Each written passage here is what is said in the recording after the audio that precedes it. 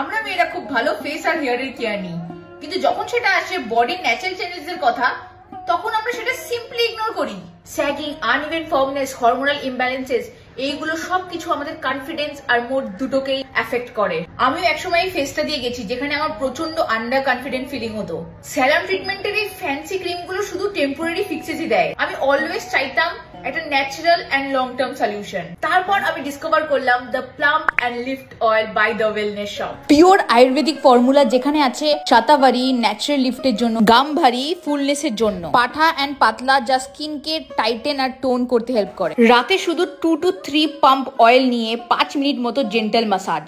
এটা non sticky, খুব তাড়াতাড়ি অ্যাবজর্ব হয়, আর এটা ফ্রেগ্রেন্সটা এত সুদিং, মনে হয় একটা ছোট্ট self care treatment. 5 to 6 weeks regular use করার পর আমি নিজেকে লিটারালি চেঞ্জ হতে দেখেছি। আমার স্কিন এখন আরো ফার্মার হয়েছে, পোস্টার আরো কনফিডেন্ট, মনে হচ্ছে একটা নতুন fresh feminine energy. Plump and lift oil শুধু দেখতে ভালো লাগার জন্য নয়, এটা হলো ব্যালেন্স, সেলফ লাভ আর নিজের স্কিনের সাথে কমফোর্টেবল হয়ে থাকার একটা ছোট্ট স্টেপ।